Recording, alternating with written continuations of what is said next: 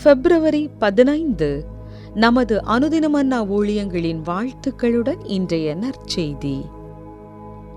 பரிபூரணமான இரட்சகர். இன்றைய வேத வாசிப்பு எபிரேயர் 4:12 முதல் 16 வரை.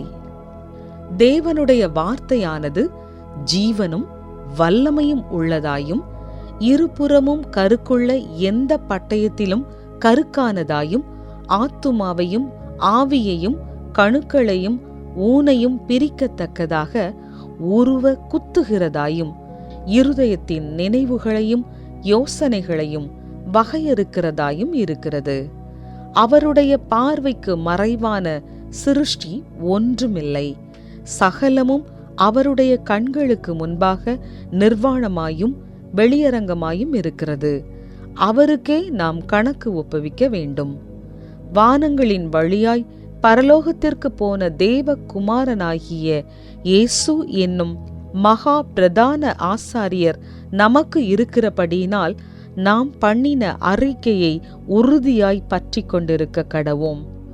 நம்முடைய பலவீனங்களை குறித்து பரிதபிக்க கூடாத பிரதான ஆசாரியர் நமக்கிராமல் எல்லா விதத்திலும் நம்மைப் போல சோதிக்கப்பட்டும் பாவமில்லாதவராயிருக்கிற பிரதான ஆசாரியரே நமக்கு இருக்கிறார்.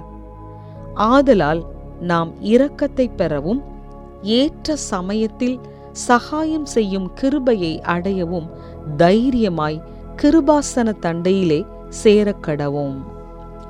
முக்கிய வசனம்: எல்லா விதத்திலும் நம்மைப் போல் சோதிக்கப்பட்டும் பாவமில்லாதவராயிருக்கிற மகா பிரதான ஆசாரியரே நமக்கு இருக்கிறார். எபிரேயர் 4:15. வீடுகளின் தரத்தை மேம்படுத்துவது சார்ந்த மேம்பாடு நிகழ்ச்சி ஒன்றில் உட்புற வடிவமைப்பாளர் வீட்டின் புதிய குளியலறைக்கு தேர்ந்தெடுக்கப்பட்ட கைவினை பீங்கான் ஓடுகளை குறித்து பெரிதாய் பேசிக்கொண்டிருந்தார். அனைத்தும் ஒரே மாதிரியானவையாக வணிக ரீதியில் தயாரிக்கப்பட்ட ஓடுகளிலிருந்து வேறுபட்ட இந்த கைவினை பொருட்கள் குறைகளோடு இருந்தன. குறைபாடுகள் ஒவ்வொரு ஓடுக்கும் தனித்துவமான அழகை கொடுத்தன. பயன்பாட்டையும் கடந்து இடத்திற்கு அழகையும் மெருகையும் சேர்த்தது.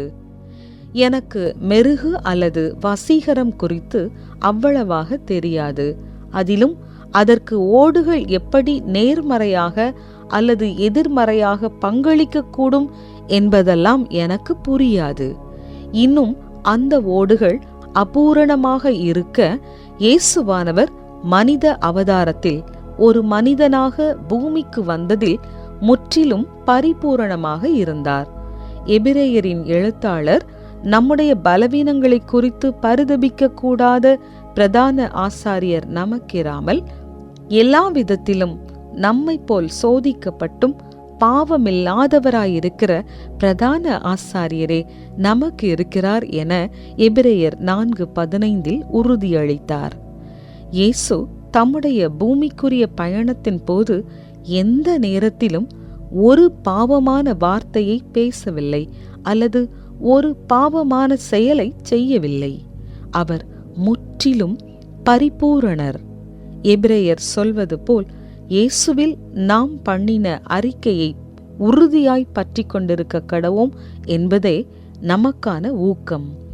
ஏனென்றால் நாம் சகிக்கும் போராட்டங்களை அவர் புரிந்து கொண்டு அனுதாபப்படுகிறார். அவரும் அந்த நிலையிலிருந்து அதை அனுபவித்துள்ளார். ஆனால் பூரணமாகவே இருந்தார். நம்முடைய பரிபூரணமான இரட்சகர் எல்லாவற்றிலும் நமக்கு உதவ முடியும். உங்கள் சொந்த குறைபாடுகள் வெளிப்படுவதை நீங்கள் எப்போது பார்த்தீர்கள்?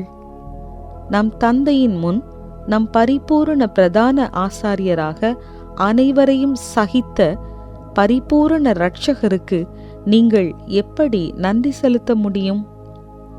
அன்பு தகப்பனே, இயேசுவின் மனு அவதார அனுபவத்திற்கு நான் நன்றி சொல்கிறேன்.